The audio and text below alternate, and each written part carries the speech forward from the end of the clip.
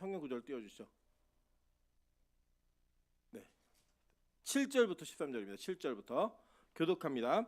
누가 너를 남달리 구별하느냐? 내게 있는 것 중에 받지 아니한 것이 무엇이냐? 내가 받았은즉 어찌하여 받지 아니한 것 같이 자랑하느냐?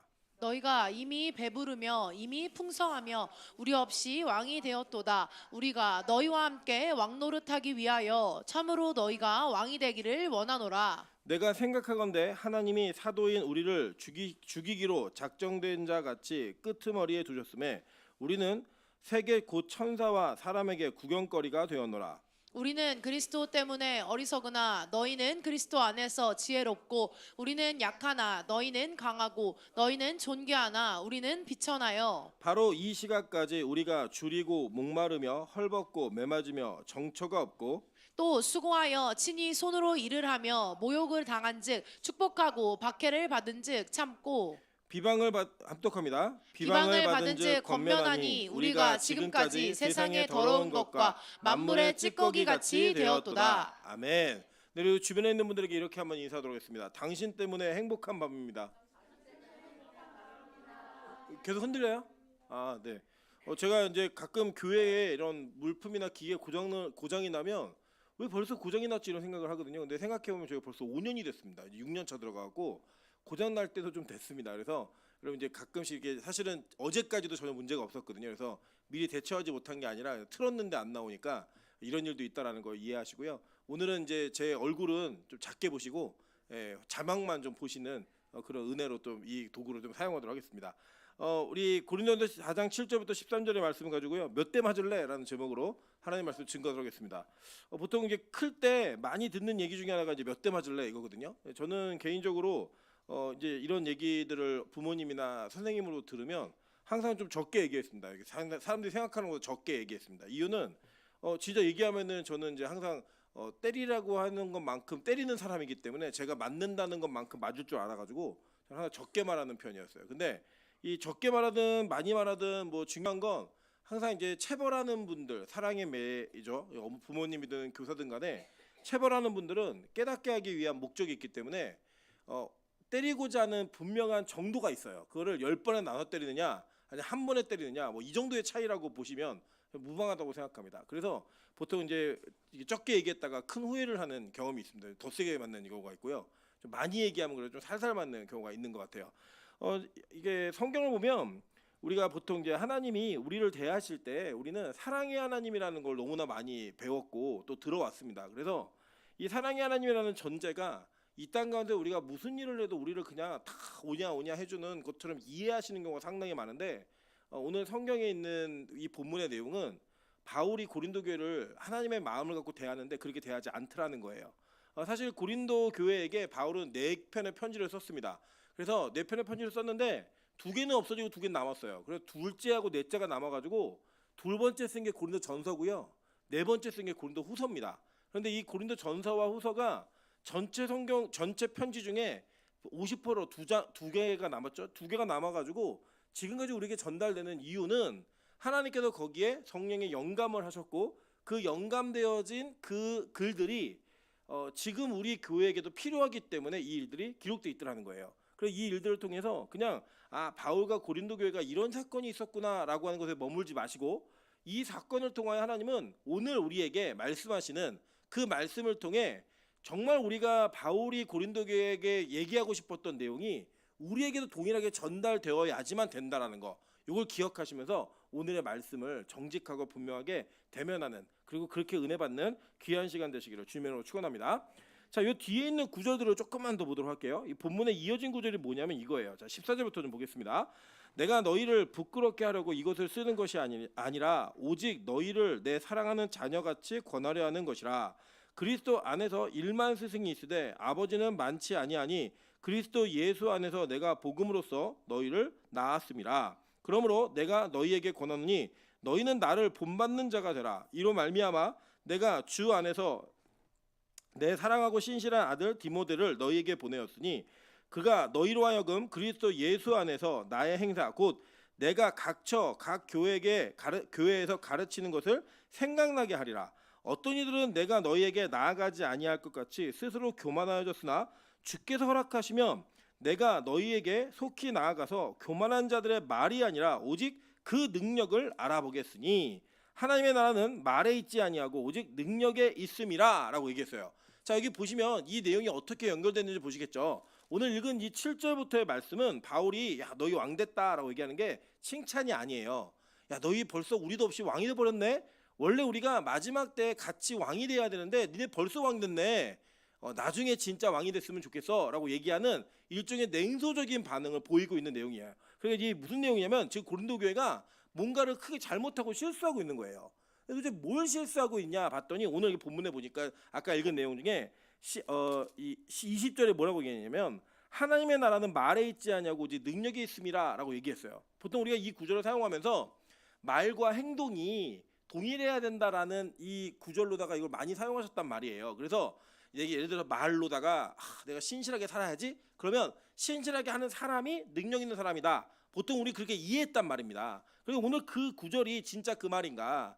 이 말이 진짜 우리에게 말하는 것처럼 우리가 경건과 어떤 우리의 거룩성을 유지하는 것, 그게 바로 이 성경이 우리에게 요구하는 내용인지를 한번 문맥을 통해서 살펴보시자는 거예요. 오늘 이 말을 통하여 하나님의 나라가 도대체 말에 있지 않냐고 능력이 있다라고 얘기했는데 그 능력의 실체가 뭔지를 함께 나누는 시간을 갖도록 하겠습니다. 자, 보시면 이 기독교의 능력에 대한 내용을 살펴보면요, 여기서 이 성경에 쓰여진 능력이라는 헬라어가 디나미스라는 단어예요. 이 디나미스라는 단어가 어떤 뜻이냐면 힘, 권능, 능력이라는 뜻인데 여기서 이제 파생되어져서 온 언어가 뭐냐 다이나마이트입니다. 아시겠죠, 여러분? 예. 그 이게 힘이라는 단어, 능력이라는 단어가 어떤 능력인지 이해되시죠? 다이나마이트가 우리 보통은 이제 빵 터트리면 막 안 부서질 것 같은 게 다 부서지잖아요. 그렇게 부서지는 것과 같은 힘을 강하게 줄 수 있는 게 능력이라고 이 원어적인 내용은 포기하고 있는 거예요. 그럼 도대체 이 능력이 무엇인가? 고린도 교회가 이 능력에 대해서는요 아주 일가견 있는 교회였습니다. 여러분 고린도 교회가 가지고 있었던 은사들의 개념을 보면 그 당시에 이 고린도라는 도시 자체가 항구 도시였잖아요. 우리 항구 도시라 그래서 막 지금의 뭐 모포는 항구다 이렇게 항구에 있는 그런 외형적인 것만 생각하시면 안 돼요. 그리스에 있는 모든 이 헬레니즘을 가지고 있었던 헬라 문화를 가지고 있는 이 항구들은요 다 문명의 발상지이고요. 거기서 철학과 종교와 모든 것들이 파생되어진 종합적 도시였어요. 지금도 일본이랑 가까운 부산 그리고 중국이랑 가까운 인천이 새로운 문물이 들어오는 통로였습니다. 그래서 여러분 아시겠지만 우리나라 선교사들이 어디를 통해 들어왔죠? 우리나라 오신 선교사님들이 처음에 어디 항을 통해 들어왔어요? 인천항을 통해 들어왔죠. 그죠? 그리고 일본의 문물이 가장 가깝게 접하고 있는 곳이 어디예요? 부산이에요. 그래서 유행이 일본 한동안 저희 중고등학교 때 일본의 문화가 엄청나게 한국에 영향을 끼쳤어요. 지금 한류가 전 세계에 영향을 끼치지. 그래서 저희가 입는 옷이라든지 그래서 여기 기억나는 분들 몇 명 있을 거예요. 뭐 안전지대라고 쓰여 있는 옷 이런 거 다 일본 문화거든요. 그래서 슬램덩크 만화, 뭐 애니메이션 이런 것들이 다 이렇게 들어올 때 부산 쪽이 되게 빨랐어요. 들어오는 게 있어가지고 그래서 이 항구 도시는 그냥 사람이 거칠고 뭐 뱃사람이고 이런 정도의 개념으로 이해하시면 안 되고요. 이 도시 자체가 문화적인 큰 발달을 이루고 있고 어떻게 보면 그 시대의 문화를 서도해가는 주도해가는 이런 도시였다라는 거예요. 그래서 이 도시가 예수를 믿기 위해서는 더 어마어마한 힘이 필요했습니다. 왜냐하면요, 이 항구 도시들의 항구에 근접한 도시들에게는 반드시 미신 문화가 발달해요. 왜냐하면 우리 인간이 지금까지도 정복하지 못한 공간이 딱 두 공간이에요. 우주하고 바다입니다.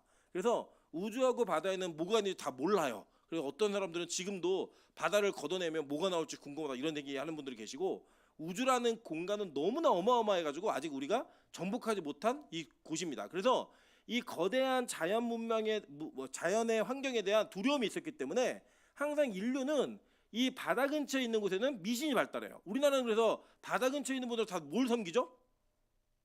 용왕을 섬기잖아요. 그래서 여러분 그 심청이 아시죠? 심청전 보시면은 그 심청이를 어디다 던지죠? 인당수에 던지는데 던지는 의미가 뭐예요? 누구에게 처녀를 바치는 거예요?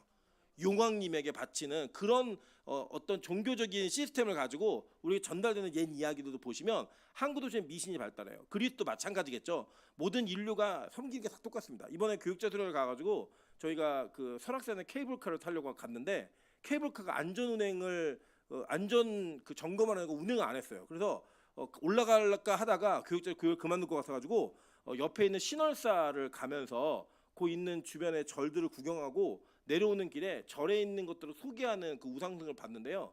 다 나무에다가 금을 입힌 거예요. 근데 그게 막 보물이더라고요. 막. 근데 여러분 성경에 보시면 나무에다 금을 입혔다라고 하는 우상에 대한 이야기가 나오죠. 그러니까 성경 시대에도 그런 우상이 있었어요. 근데 우리나라도 동일한 우상을 만들더라는 거예요. 그러니까 전 세계 어디를 가도요. 우상 숭배하고 죄 짓는 건 비슷합니다. 그러니까 뭐 문화가 달라도 죄를 짓는 방법이나 죄를 짓는 방식이 거의 대동소이하는 그런 모습들을 보게 됩니다. 그래서 이 고린도는 굉장히 우상 숭배가 강한 곳이었어요. 그래서 이곳에는 하나님께서 고린도 교회에게 수도 없이 많은 은사를 부어주셨습니다. 왜냐하면 그렇게 해야지만 그 척박한 영적 환경 속에서 새롭게 영적인 꽃을 피울 수가 있었기 때문이에요. 그래서 이 고린도 교회는 나에게 어떤 은사가 있는가를 능력으로 연결지었습니다. 그 보시면 이렇게 되는 거예요. 고린도전서 12장 4절부터 11절 보시면 이 은사에 대한 개념이 고린도 교회는 굉장히 강력하게 자리 잡고 있었어요. 한번 읽어볼게요.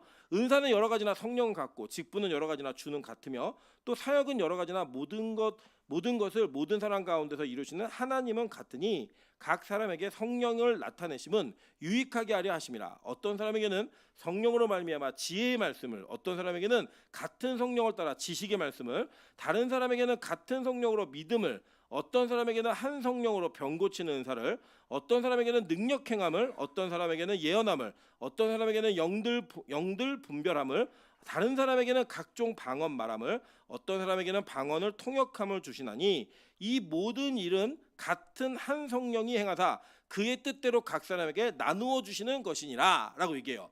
자, 바울이 고린도 교회에 은사에 대한 부분들을 정리할 필요가 있었다는 거예요. 왜냐하면 이 교회는 은사가 너무 많아갖고 각 사람이 모두가 야 너는 무슨 은사 받았어? 그러면 한 가지는 다 얘기할 수 있어요. 우리가 보면 여전도의 그 어르신들이 자기들이 가지고 있는 한 가지 특별히 잘하는 음식이 있어요. 예, 하늘만 듣고 있거든요. 그래서 뭐 국수에 육수를 내는 거 누가 내나 그런 거 딱 있어요. 예, 그리고 뭐 이거 먹는 거 잘 먹는 거 누가 잘 먹나 딱 있어요. 자기 분명히 자기의 장기가 한 가지씩은 있더라는 거예요. 그것처럼 이 고린도 교회는 어떤 교회냐면 각자 은사가 다 있는 거예요. 어떤 사람은 지혜의 말씀을, 지식의 말씀을, 능력 행함을, 믿음을, 뭐 여러 가지 뭐 방언, 통역, 예언 이런 것들이 다 있는 교회였습니다. 그래서 이 교회가 어떤 교회였느냐? 그 은사를 따라 자기의 서열을 정하고 그 은사 속에서 팔을 나누었던 곳이에요. 와, 나는 이 예언하는 은사가 있는 사람이 좋아. 막 글로 몰리기도 하고요. 나는 지식의 말씀이 있는 사람이 좋아. 아볼로에게만 몰리고, 야 그래도 다 너는 그렇게 얘기해도 예수님과 함께 많은 기적과 이적을 보았던 베드로가 짱이야. 베드로에게만 모인 거예요. 그러니까 그들에게 어떤 능력이라고 하는 은사는 하나의 교회를 이루어가고 세워가는 하나님의 공동체를 이루라고 하는 하나님의 사명인데 그 은사를 가지고 뭘 했다? 자기를 자랑하고 자기를 세우는 일을 열심히 한 거예요. 교회가. 그러니까 이 정도로 이 교회는 하나님의 능력이라는 그 단어를 오해하고 있었다는 거예요. 내가 마치 어떤 은사가 있으면 굉장히 영험한 사람인 것처럼. 그래서 여러분 보시면 이 목회 세계에도 이런 게 있습니다. 어떤 사람이 뭐 자기가 뭐 장풍의 은사가 있대요. 막 쓰러뜨리면 그 쓰러뜨리는 사람만 불러다가 막 교회에서 막 집회를 시키고 막 그래요. 여러분 지금도 여러분 그러실 거예요 아마. 설교를 1시간 하는 목사보다 1시간 동안 10명을 쓰러뜨리는 목사가 여러분에게 훨씬 더 능력 있게 보일 가능성이 커요. 제가 예전에 제 후배가 같은 교회 사역을 하는데 자기네 반에 이 교회 목사님 담임 목사님이 능력 은사 집회를 하시면서 이렇게 쓰러뜨리는 사람 데리고 왔대요. 근데 자기는 너무 이게 동의가 안 되니까 그 막 쓰러뜨리려고 그러는데 일부러 버텼대요. 그러니까 어떻게 버티냐면 이 사람이 다리를 잡는데요. 그리고 안수하는 사람 머리를 민대요. 그럼 어떻게 돼요? 당연히 쓰러지겠죠. 그걸 버텼대요. 힘으로 일부러 다리를 벌리고 계속 버텼다는 거예요. 그랬더니 담임 목사님이 야 너는 그렇게 안 쓰러지는 거 보니까 성령의 체험을 못한 것 같더니 내가 말하는 기도원으로 가라. 기도원을 올려보냈다는 거예요. 그래서 거기서 쓰러졌을까 안 쓰러졌을까요?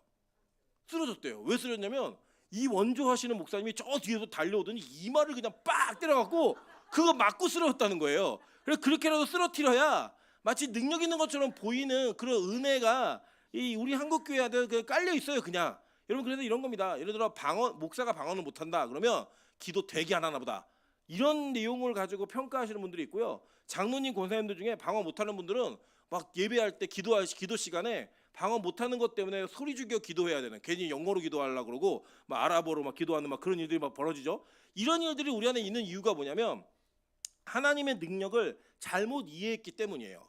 여러분, 은사는 교회를 세우는 데 있어서의 유익을 위해 하나님께서 허락하신 것이고, 하나님의 체험을 하기, 하나님을 우리 삶으로 체험하기 위해서 필요한 도구일 뿐이지 그것 자체가 하나님의 능력은 아니라는 거예요. 여러분, 이거를 능력으로 이해하시면 어떤 문제가 생기냐면요, 이걸 받은 사람과 받지 않은 사람은 차별되어 있는 거예요. 그죠? 능력이 있는 사람과 없는 사람 차별된 거죠. 근데 만약에 이 능력이 하나님의 능력이고 여러분은 사용하셔도 통로로 쓰신다 그러면 이게 여러분 거예요, 아니에요? 아니죠. 이거 누구 거예요? 하나님 거예요. 그래서 이 능력은 여러분에게 주어지는 게 아니라 하나님이 여러분을 통해 이루어 가시는 거예요. 물론 어떤 개인에게 특별한 능력이 반복적으로 드러나기도 해요. 예를 들면 이런 겁니다. 그러니까 저희 교회를 기준으로 할게요. 우리 교회에서 그래도 설교를 하면 제일 많이 은혜가 되는 사람이 누구일까요? 의심되세요? 아직 고민하셔야 돼요? 이거 안 되는데, 우리 교회에서 만약에 설교를 통해서 누군가에게 은혜를 끼친다고 얘기하면 그래도 100번을 하면 제가 제일 많이 은혜를 끼쳐야겠죠. 왜요? 제가 그렇게 부르심을 받은 사람이기 때문이에요. 근데 이 설교하는 은혜는, 능력은 제게 아니라 하나님이 여러분에게 빛가서 공격에 필요하셔서 저를 스피커로 세우신 것 뿐이에요. 저에게 그 은혜를 허락하시는 것이지 그것 자체가 제 능력과 은사가 아니라고요. 하나님으로부터 온 거라고요. 그리고 오늘 여기 성경에 보면 뭐라고 얘기하죠? 자, 7절 보세요. 누가 너를 남달리 구별하였느냐? 내게 있는 것 중에 받지 아니한 것이 무엇이냐? 내가 받았은즉 어찌하여 받지 아니한 것 같이 자랑하느냐라고 얘기하죠. 네 거 아니라는 거예요. 받았고 너는 잠시 맡은 청지기일 뿐인데 왜 네 거인 것처럼 그래? 라고 얘기하는 거예요. 그 여러분, 우리가 하나님으로부터 받은 은사가 있어요. 근데 이 진짜 소유주가 누구예요? 하나님이시라고요. 그 내가 예를 들어 나는 사람들을 재밌게 하고 사람들에게 호감 있게 다가가는 은사가 있어요. 그럼 이게 누구 거예요? 하나님 거예요. 그럼 어디다 써야 돼요? 전도하는 데 쓰셔야죠. 이걸 가지고 개모임 만드는 데만 쓰시면 안 된다는 거예요. 전도하는 데 쓰시는 거예요. 내가 예를 들어 음식을 잘하는 은사를 하나님 나에게 주셨어요. 그거 뭐 해야 돼요? 우리 식구만 잘 먹고 비법으로 가지고 있는 게 아니라 나누고 베푸는 데 쓰셔야 된다고요. 여러분, 돈 버는 것도 은사예요. 그죠? 돈을 잘 버는 분이 있다고요. 똑같이 여기 제가 오늘 100만 원을 나눠드리면 한 달 뒤에 그 100만 원을 200으로 불려오는 분도 계시고 그 100만 원 갖고 100만 원 빚지는 분도 계세요. 그 은사예요, 여러분. 그냥 우리가 가지고 있는 은사 속에 내가 만약에 그런 은사를 받았으면 어떻게 해야 돼요? 그걸 갖고 사용하고 교회를 세우고 섬기는 데 쓰는 게 마땅한 거라고요. 근데 우리는 어떻게 하냐면 나에게 다른 사람과 다른 특별한 은사가 있는 것 같으면 우리는 그걸 뽐내고 자랑해요. 어떻게 자랑하는지 아세요? 이거 아무 데서나 보여주는 거 아닌데, 이거 아무 때나 쓰는 거 아니야. 너 이거 이런 거 본 적 있어? 이러면서 막 한다고요. 근데 이게 성경에서 바울이 이걸 징책하는 거야. 야, 니들 다 받은 건데 왜 네 것처럼 자랑해? 안 받은 거 있어? 얘기해봐. 하나님부터 아는 건 없잖아 라고 얘기하는 거예요. 그러면서 뭐라고 얘기하냐면 8절 보세요. 너희가 이미 배부르며 이미 풍성하며 우리도 없이 왕이 되었도다. 우리가 너희와 함께 왕노릇하기 위하여 참으로 너희가 왕이 되기를 원하노라. 이렇게 얘기해요. 그 뭐냐면, 아이고 너네 우리 없는 동안에 벌써 교회에서 왕노릇하고 앉아있네? 벌써 왕 됐네? 야, 우리는 네가 참으로 왕이 되기를 원하지만 지금 그 모습은 아니야. 이걸 얘기하고 있는 거예요 지금. 그러면 지금 바울이 얘기하는 그들이 가지고 있는 능력, 은사, 이렇게 생각하는 개념이 바울이 얘기하는 것과 조금 다른 개념으로 우리에게 다가와야지만 된다는 거예요 지금. 자, 이게 과연 무엇인가? 여러분 잘 보세요. 지금 고린도 교회에게 말하고 기적을 일으키는 은사가 동일했어요? 동일하지 않았어요? 어려우세요? 자, 다시. 지금 고린도 교회에 이런 은사가 있다고 얘기했죠? 수많은 은사가. 그러면 이 은사는 나타나는 거예요? 아니면 말로 하는 거예요? 나타나고 있는 거예요 지금 교회 안에서. 그러니까 고린도 교회에게 야, 진짜 하나님의 나라는 말이 아니라 능력에 있다라고 얘기했을 때 이 교회는 우리가 생각하는 능력이 있는 교회였어요? 아니었어요? 있는 교회였잖아요. 그죠? 그런데 바울은 말과 능력을 구분하면서 너희들 지금 말만 있지 능력이 없어 라고 얘기했다고요. 그러면 지금 이 능력은 우리가 기존에 알고 있던 능력과 같은 능력이다, 다른 능력이다? 다른 능력이라는 거죠. 왜냐? 고린도 교회는 능력이 나타나는 교회였다니까요. 어쩌면 우리가 가지고 있는 이전의 능력의 개념으로는 빛과서 공교보다 훨씬 훌륭한 교회였어요. 성도들이 귀신을 내쫓고 병을 고치고 막 사람들을 벌떡벌떡 일으키고 방언을 하고 예언을 하고 막 이랬다고요. 갑자기 막 예배 도중에 막 박미연 집사가 지금 계시가 왔습니다 이러면서 방언을 막 하면 옆에 있는 최재근 권사님이 내가 통변해줄게 이러면서 혜영이는 빨리 시집가도록 하여라 이렇게 막 통변하는 이런 일이 교회 안에 수없이 있었다고요. 여러분 이런 게요 고린도 교회 실제 모습이었어요. 초대교회 예배 모습이었고 여러분 그 능력이 나타나요 안 나타나요? 나타났다고요. 그런데 바울은 오늘 이 교회에게 뭐라고 말하냐면 야 니들 능력 없어. 내가 니들 능력 있는지 언제 가서 확인해 볼게라고 얘기했단 말이에요.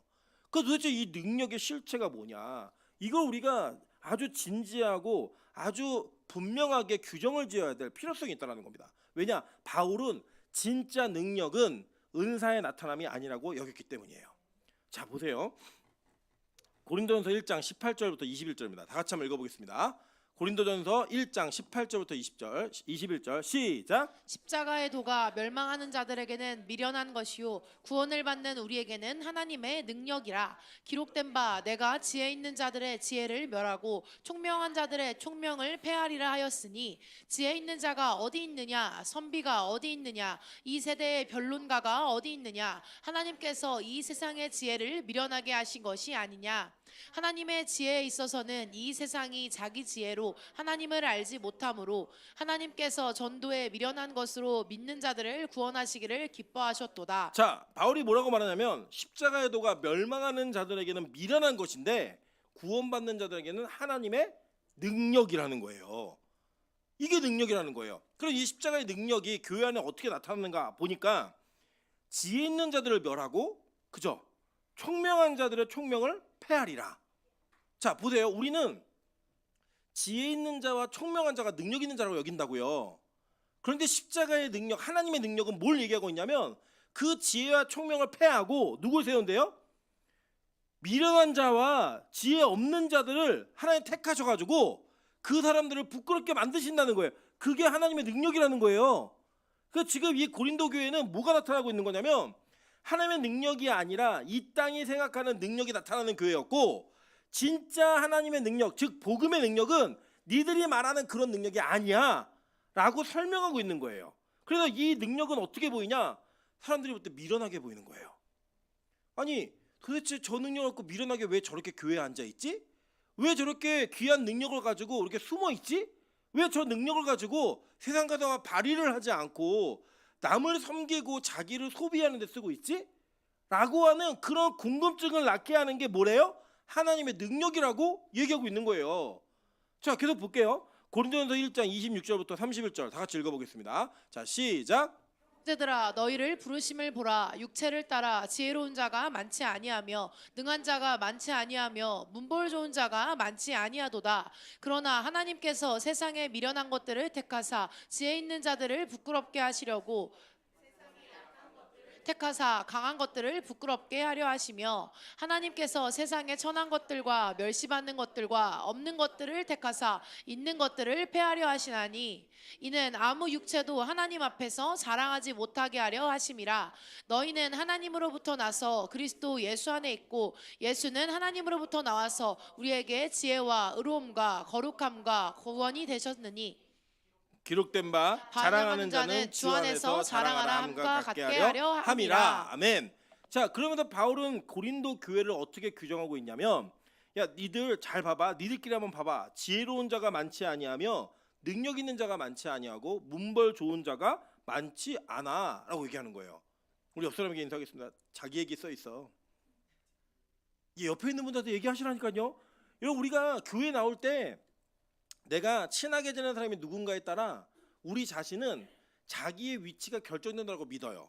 그래서 대부분 보면 뭐냐면 내 친구 중에 이런 사람 있다, 이런 사람 있다, 이런 사람 있다 이렇게 얘기하는 분들 보시면 대부분 그 친구들이 좋은 사람들을 자랑하지 내 친구 중에 전과자 있어 이런 얘기 잘 안 하세요. 내 친구 중에 전자발찌 차고 있는 애 있어 이런 얘기 잘 안 하세요. 보통 어떻게 하냐면 야 내 친구 중에 판사가 있고 검사가 있고 변호사가 있고 의사가 있는데 이런 얘기는 자랑 되게 많이 해요. 왜요? 그렇게 얘기해야지만 나도 그 그룹 안에 속한 사람인 것처럼 느껴지기 때문이에요.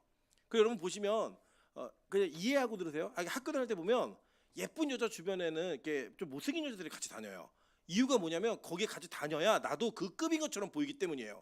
그래서 이게 영화나 드라마 같은 거 보시면 꼭 주인공 여주인공 옆에 있는 친구는 예쁘게 생겼어요, 못생겼어요? 못생겼어요. 왜 그러냐면 그렇게 우리 인간은 자기의 부족한 부분을 누군가와 함께 있으면서 그 사람이 가지고 있는 것이 내 것인 것 마냥 자랑하는 게 자기의 능력인 줄 안다라는 거예요. 여러분 이게 지금 고린도 교회에 있었고 고린도 교회는 이것 때문에 파벌이 갈라진 교회예요. 은사가 드러나면 드러날수록 그 은사가 계급화되었고 그 계급화된 그 문화 속에서 내가 어느 줄을 타고 어디에 속해 있는가가 자신의 존재 가치를 증명하는 그런 교회였다고요. 여러분 그게 지금 한국 교회에 비일비재하게 있는 일이잖아요. 여러분 대형 교회로 왜 몰려가죠? 대형 교회 사람들이 떠나지 않고 있죠? 다른 거 아니에요. 거기에는요 수없이 많은 사람들 가운데 얻을 수 있는 사회적 유익이 정말 너무나 많기 때문이에요.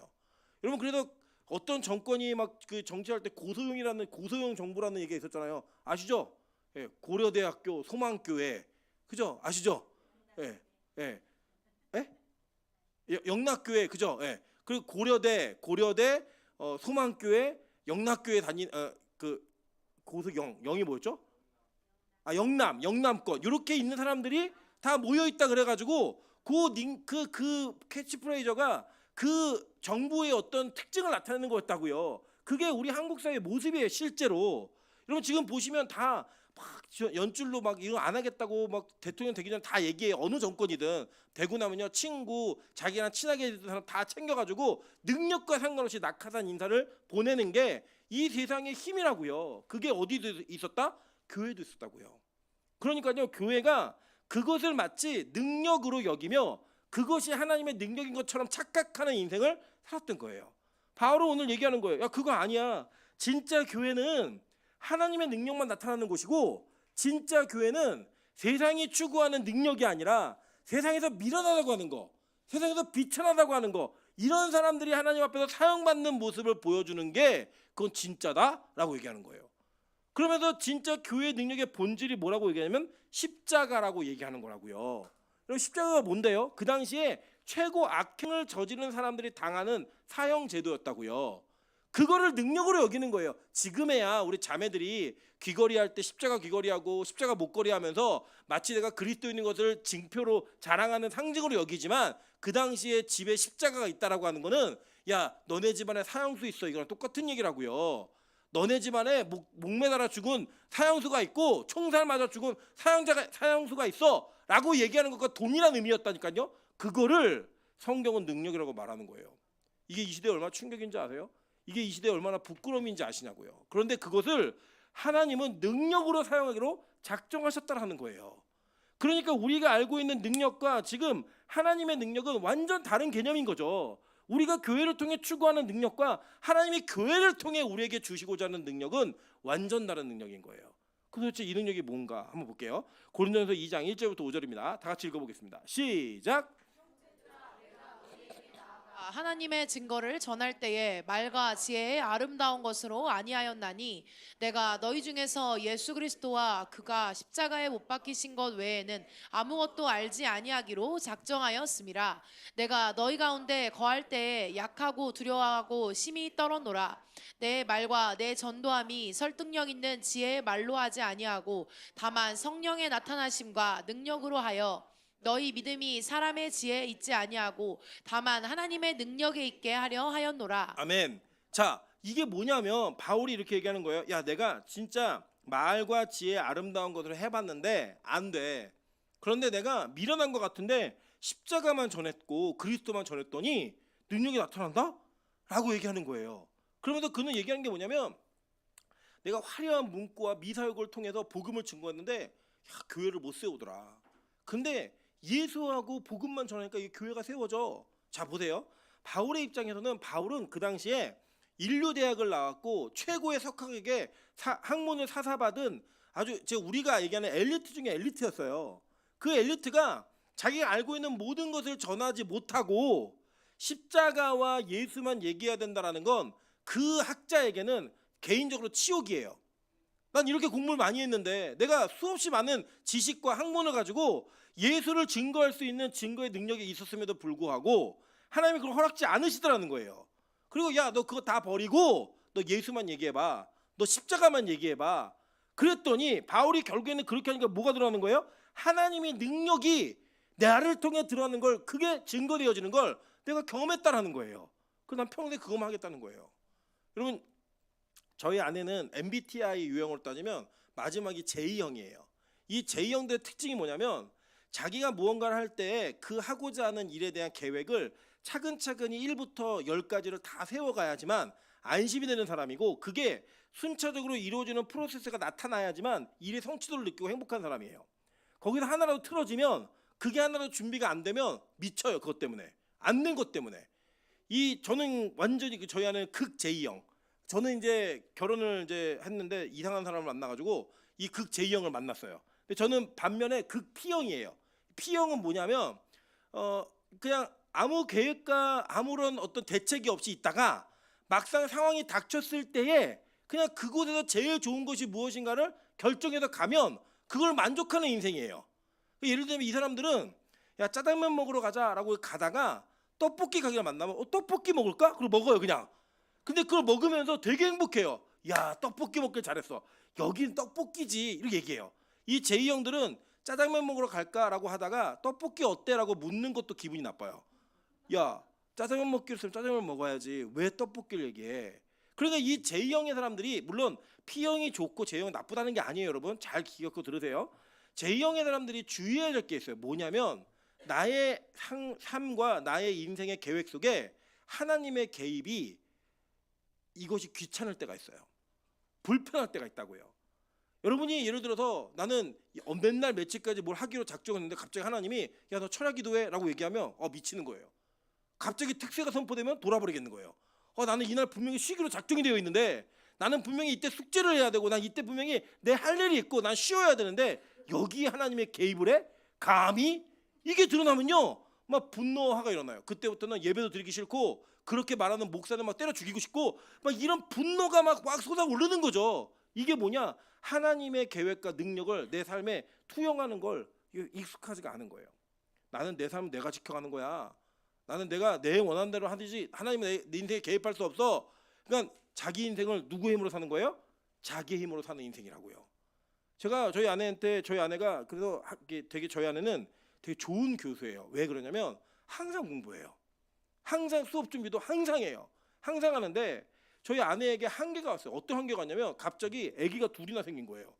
그리고 게으른 남편이 생겼어요. 그런데 교회 사모도 해야죠. 하늘문 예배도 쫓아다녀야 되죠. 엄마, 그리고 자기가 사모로서 역할, 이런 모든 것들을 다 해야 하다 보니까 제가 볼 때는요 자기 능력의 한계치를 벗어나 버렸어요. 그냥 일의 양 자체가. 저희 아내가 요새는요 J형인 인간이 아니에요. 어떻게 사냐면요 되는 대로 살아요. 그날 살아요. 저희 아내가 맨날 하는 말이 뭐냐면 밤마다 이렇게 얘기해요.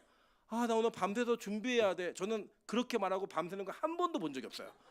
그냥 피곤해서 그냥 쓰러 자요. 자는데요 요새 놀라운 고백을 해요. 뭐라고 얘기냐면 자기 입으로 얘기해요. 자기 학교 가는데 자기가 수업 시간에 날아다닌대요. 자기 입에 모터가 달려가지고 말을 하는데 자기가 강의하면서도 나 되게 멋있네 이래요.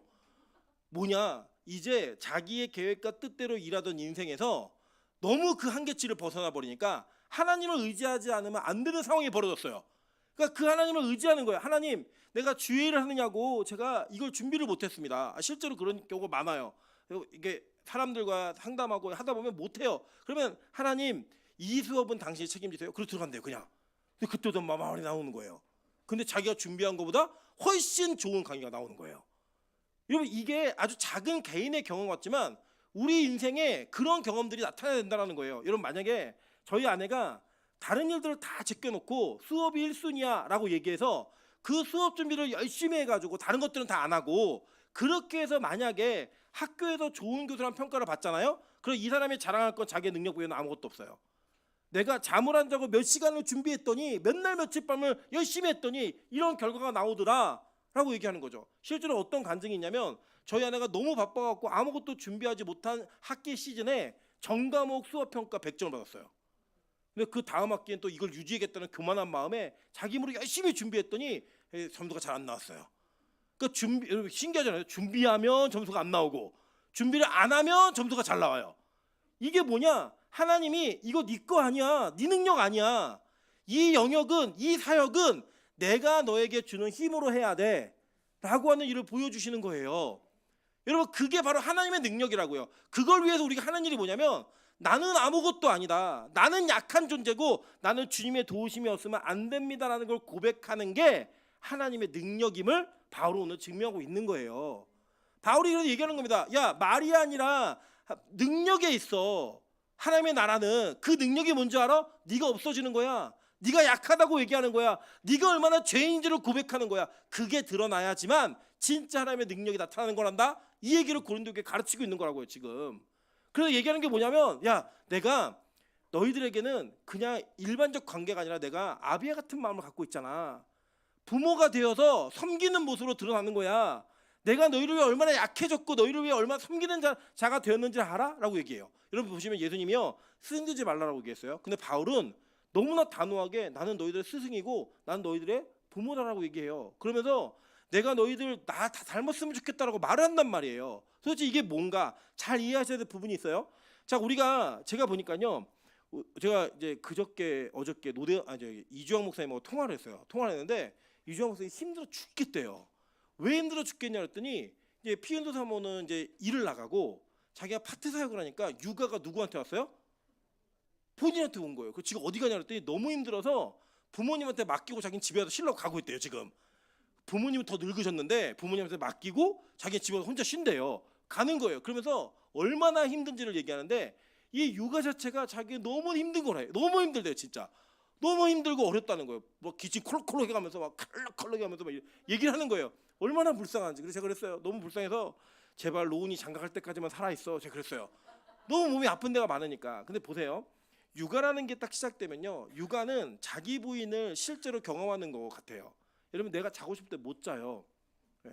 오늘도 제가 좀 안타까운 소식을 하나 들은 게 뭐냐면, 우리 정은 자매가 확실히 쌍둥이가 둘 다 남자애라는 소식을 들었어요. 예, 그 두 쌍둥이를 키울 때 거의 순교의 각오를 갖지 않으면 못 키우는 이런 어려운 일이 이제 나타난 거예요. 근데 이 육아가 딱 시작되면요, 진짜 내가 자고 싶을 때 못 자요. 언제 자냐면 아이가 자야 잘 수 있어요. 내가 먹고 싶을 때 못 먹어요. 아이가 다 먹고 배불러야지만 먹을 수가 있어요. 여러분, 내가 놀고 쉬고 싶을 때 못 쉰다니까요. 이게 다 그냥 아이가 주도권을 가지고 아이의 인생의 그 흐름과 방향을 따라 그냥 부모가 쫓아가는 인생을 살아요. 거기에 종속되어 있는 거예요. 요새는 이 부모들이 자기 부인이 잘 안 되니까 이걸 누구한테 맡기냐? 자기 엄마, 친정 엄마한테 맡겨요. 그 친정 엄마들이 다 거기에 종속되어 갖고 자기 삶이 없어져 버렸어요. 그 제가 보면 우리 권사님들 제일 불쌍한 세대예요. 며느리 때 시어머니한테 시집살이 엄청 하고, 그다음에 이제는 시어머니가 돼가지고 애들을 키워주느냐고 또 거기에 시집살이 하고 있어요. 보다가 또 애들하고 다치면은 괜히 죄지은 것 같고 막 이런 미안한 마음이 막 들어갖고 엄청 힘든 인생을 살고 계신 우리 권사님들 진심으로 위로합니다. 예, 그런 인생을 살 때 우리는 뭘 경험하게 되면 자기의 인생을 부인하게 만드는 거예요. 왠지 아세요? 그게 이 아이는 아주 연약한 또 다른 나이기 때문이에요. 저희 어머니가 저하고 저희 동생한테 하지 않으셨던 일을 찬이하고 찬수하고 은비한테 하세요. 저희는 저희 어머니가 그런 따뜻함과 혜택을 받아본 적이 없거든요. 근데 무한한 사랑을 주세요. 무한한 사랑을. 오늘도 막 찬이를 데리고 오면 부모가 데리고 오는 게 잘못하는 거예요? 부모가 교회를 데리고 오냐면 엄청 혼나요. 왜 애를 데려갔냐요? 그 먼 데를. 자식이 가는 건 괜찮은 거예요. 너는 가라는 거예요. 너는 먼 데 다니고 고생을 하더라도 애는 그렇게 하지 말라는 거예요. 엄청 화를 내세요. 이유가 뭐냐? 이 또 다른 자기가 또 자기가 되어서 그 자녀를 위해 자기를 희생하는 게 어렵지가 않은 거예요. 그게 바로 자기 부인의 모습인 거예요. 보세요. 예수님이 이 땅에 자신의 형상대로 창조되어진 우리들을 위해 섬기는 모습으로 오셨어요. 부모인데 섬기는 모습으로 오셨다고요. 그래서 자기를 지우고 내 자신이 모든 피조물들의 왕으로서, 창조주로서 모든 권한과 권리를 행사할 수 있었지만 예수님은 십자가에 달려 돌아가시는 하나님의 능력을 통해 우리를 섬기신 거예요. 그래서 바울은 그 고통과 이 어려운 상황들을 자기가 감내하겠다는 각오로 나는 너희들의 부모야 라고 말한 거예요. 여러분, 어른으로서 인사받는 것을 무게 있게 느끼셔야 돼요. 그건 무슨 의미냐면 내가 우리 교회의 다음 세대 아이들에게 인사받는 것 자체가 그 아이들을 위해서 희생하고 헌신하는 하나님의 능력이 나에게 드러나게 하겠다라는 각오가 있지 않으면 그 인사를 받을 자격이 사실 없는 거예요. 그게 부모라고요. 여러분, 만약에 이 부모와 자녀의 관계를 혈연관계 속에만 두셨으면 결혼 안 하는 사람들은 자기 혈연관계가 없잖아요, 자녀가. 근데 복음은 뭐라고 얘기하냐? 그리스도 안에서 하나의 공동체가 이루어졌을 때 여기에 있는 모든 어른들이 우리의 부모이고 여기에 있는 모든 아이들이 우리의 자녀라고요. 그 관계는 뭐냐? 그 관계 속에서 하나님의 능력이 나타나야 된다는 거예요. 그 능력은 뭐냐? 그들 위해 죽어주는 거예요. 그들 위해 희생하는 거라고요. 그래서 진짜 하나님의 능력은요, 자신을 부인하고 부정했을 때 자신이 얼마나 죄인인가 드러남을 통하여 나의 약함이 하나님께 의탁되었을 때 진짜 하나님의 능력이 나타나는 거예요. 오늘 바울은 그걸 얘기하고 있는 거예요. 한번 볼까요? 자, 빌립보서 4장 11절부터 13절입니다. 내가 궁핍함으로 말하는 것이 아니니라. 어떠한 형편이든지 나는 자족하기를 배웠노니 나는 비천에 처할 줄도 알고 풍부에 처할 줄도 알아. 모든 일 곧 배부름과 배고픔과 풍부와 궁핍에도 처할 줄 아는 일체의 비결을 배우노라. 다 같이 있습니다. 시작. 내게 능력 주시는 자 안에서 내가 모든 것을 할 수 있느니라. 아멘. 자, 우리가 이걸 얘기하면서 마치 이 13절의 구절을 인용해 가지고요. 나 슈퍼맨이야. 하나님 능력 주시면 전교 1등도 할 수 있고 막 대학도 툭툭 붙을 수 있고 막 대단한 일을 다 이룰 수 있어. 이렇게 얘기했잖아요. 바울은 그렇게 쓴 게 아니에요. 바울은 뭘 얘기했냐면 하나님이 나를 어떤 형편에 두든지 난 자족할 수 있어. 나를 부하게 하든 가난하게 하든 비천하게 하든 풍부하게 하든 배고프게 하든 배부르게 하든 나는 그 모든 것을 감사함으로 받아들일 난 준비가 되어 있어. 그리고 그게 바로 뭐예요? 하나님의 능력이라는 거예요. 자기 부인이 되니까 나를 어디에 두든 감사가 되는 거예요. 그냥 내가 어디에 있든 감사가 되는 거예요. 하나님, 제가 죽을 병이 걸렸네요. 감사합니다. 나에게 이 죽을 병 앞에서도 믿음을 포기하지 않고 하나님만을 붙들 수 있는 힘을 주셨으니까 나는 이 믿음 증거가 죽을게요. 이게 감사하는 우리의 모습이라고요. 부자일 사람은 하나님 나에게 풍부함을 주셔서 내가 이 재물과 보화로 남들을 섬기며 복음을 섬길 수 있게 하셨으니 하나님 감사합니다. 내가 이것을 갖고 사명 잘 감당할게요. 내게 아니라는 걸 인정하는 건 똑같아요. 내 인생이 아니라는 걸 인정하는 건 똑같아요. 하나님이 우리 인생을 다 정해놓으셨고 그 정해놓으신 인생의 스토리를 따라 어디에 두시든 나는 감사할 수 있는 모든 것을 만족할 수 있는 그 일체의 비결 하나님의 능력을 배웠다는 거예요. 고린도교회 요구하는 게 이거예요. 야, 니들 능력 받았어? 은사가 나타나? 기적이 일어나? 진짜 하나님의 능력이 있는데 가서 확인해 볼게. 그건 뭐예요? 근데 너네 왜 안 죽어? 왜 근데 너네 그렇게 자랑해? 왜 이렇게 교만해? 이 얘기하는 거예요. 여러분 실제로요, 고린도전서 오늘 본문에 이어진 5장의 내용을 보시면 원래 성경은 장절이 없는 거 아시죠? 이 5장에 나온 얘기가 뭐냐면 5장 1절부터 5절을 보시면 이 교회에 음행을 행하는 자들이 있어요. 이 음행하는 자들이 누구냐면 음행한 내용이 뭔가 보세요. 너희 중에 심지어 음행이 있다함을 들으니 그런 음행은 이방인 중에도 없는 것이라. 누가 그 아버지의 아내를 취하였다 하는도다라고 얘기해요. 그러니까 자기의 아버지의 아내를 자기 아내로 맞았어요. 엄마를 아내로 맞았다고요. 그러니까 이방인 중에도 없는 일을 해놓고 이걸 갖고 너네가 능력이라 한다고 그게 능력이라 얘기해? 웃기는 소리하고 앉아있네. 그러면서 얘기하는 게 그거예요. 21절 오늘 4장 21절 다 같이 한번 읽어보겠습니다. 시작. 너희 중에 너희가 무엇을 원하느냐? 내가 매를 가지고 너희에게 나아가랴. 사랑과 온유한 마음으로 나아가랴. 자, 니들 지금 이러고 있는데 내가 매 갖고 나갈까? 아니면 너네 돌이키고 내가 사랑하는 마음으로 온유한 마음으로 갈까? 이 얘기하는 거예요 지금.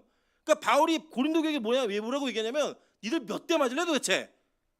엎드려 뻗쳐. 우리 보통 얘기하잖아. 엎드려 뻗쳐. 그렇고 너 잘못한 거 뭐야? 몇 대 맞을래? 이러면 우리가 저 5대 6대 얘기한 것처럼 그렇게 매 맞아야지 정신 차리겠니? 교회에 나타나는 능력은 세상에서 나타나는 능력과 다른 능력이야. 네가 예수 때문에 죽고 네가 예수 때문에 썩어지고 부인되고 네 걸 포기할 줄 알고 자족할 줄 아는 그 능력이 진짜 능력이란다. 이걸 얘기하는 거예요. 오늘 바울이 고린도 교회에 했던 이야기를 성령께서 빛과 소금 교회에 그대로 얘기하십니다. 너 몇 대 맞을래? 저부터 들어야 되는 소리예요. 너 도대체 몇 대 맞을래? 너 얼마나 그렇게 잘났기에 네 자랑하고 네가 얼마나 대단한 사람인지 증명해야 되고 그것 때문에 네가 가지고 있는 힘과 능력으로 사람들에게 나타나야지만 되겠니? 너 몇 대 맞아야 정신 차릴래? 얘기하는 거예요. 왜요? 우리는 이 교만함이 우리 안에 여전히 있으니까.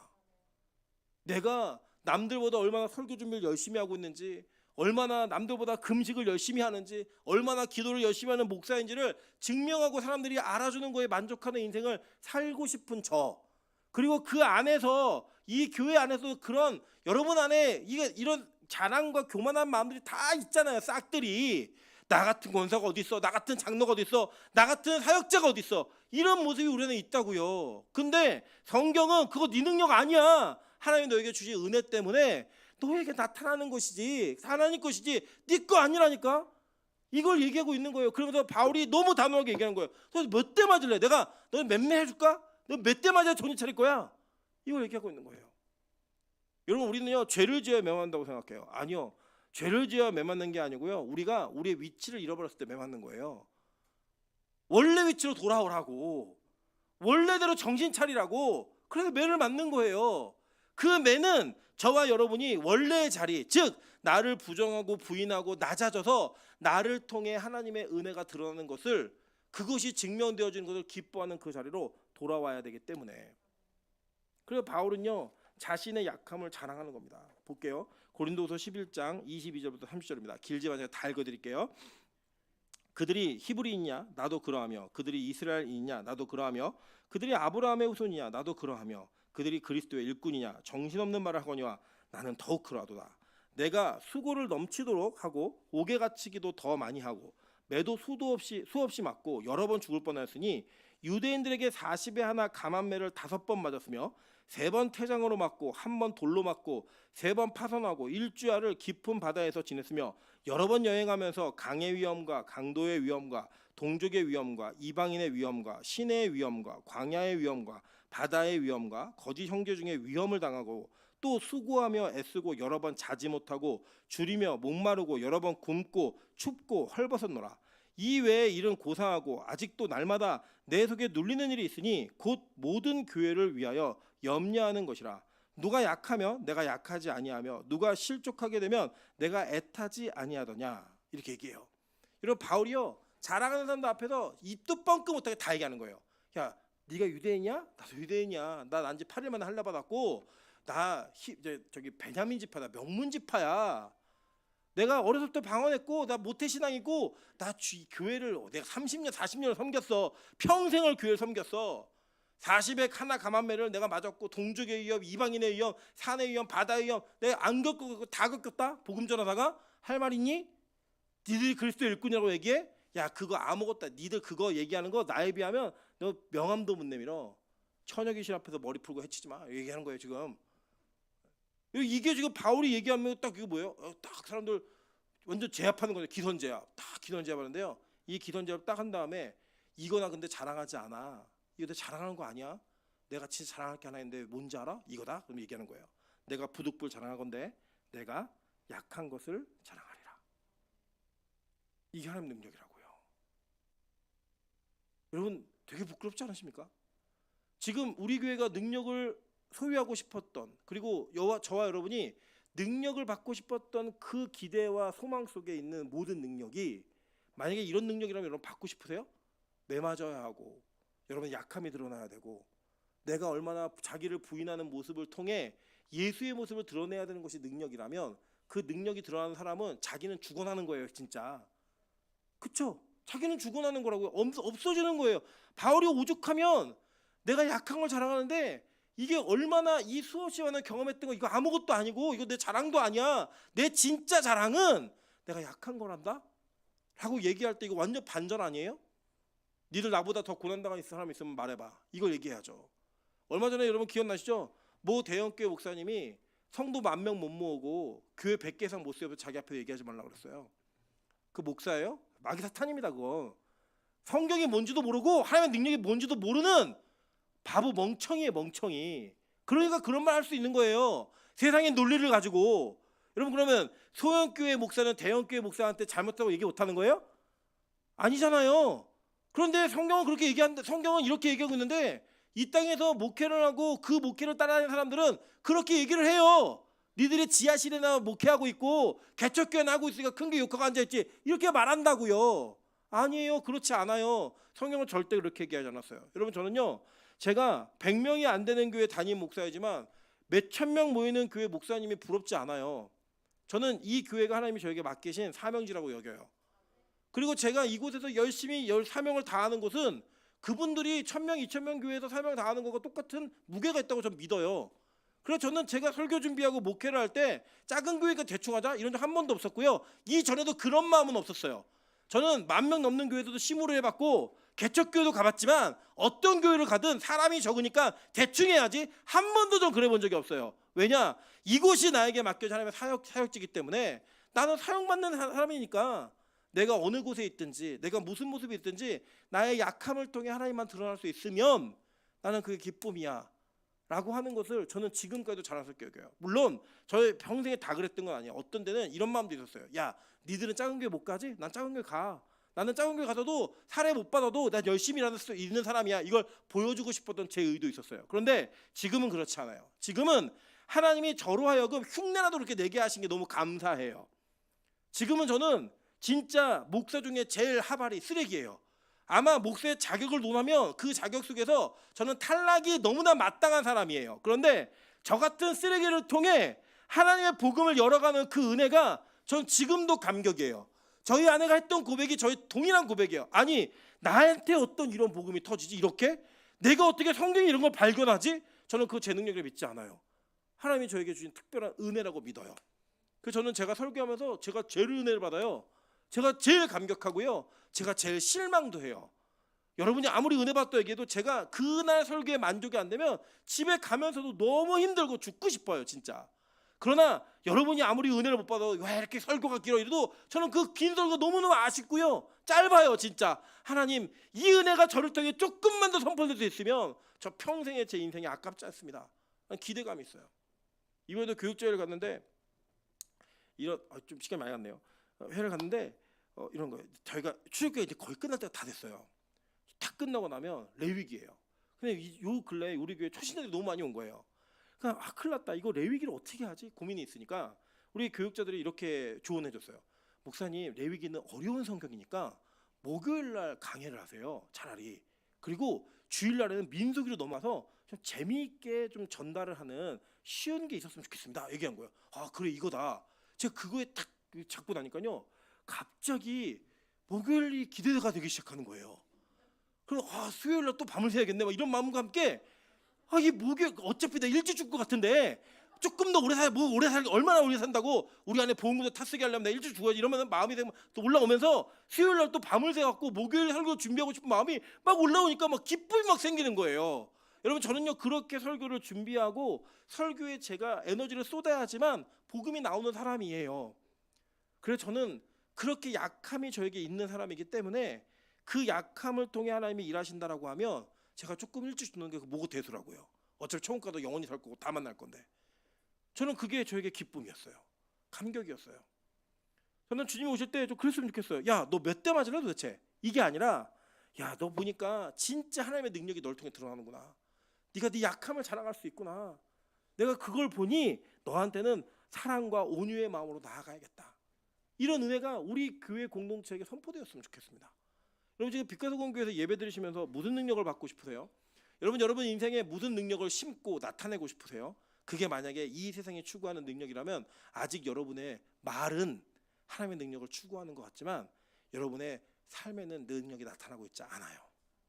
진짜 능력은 여러분이 없어져야 돼요. 여러분이 사라지셔야 된다고요. 나의 온전한 부인을 통하여 내 모습을 통해 온전히 그리스도의 모습으로 나타나는 거, 그게 진짜 능력이라고 성경은 얘기하는 거예요. 여러분, 가장 능력이 은사가 뚜렷하게 드러났던 고린도 교회에게 오늘 바울이 얘기합니다. 그거 진짜 능력 아니야. 진짜 능력은 네가 죽고 하나님이 나타나는 거야.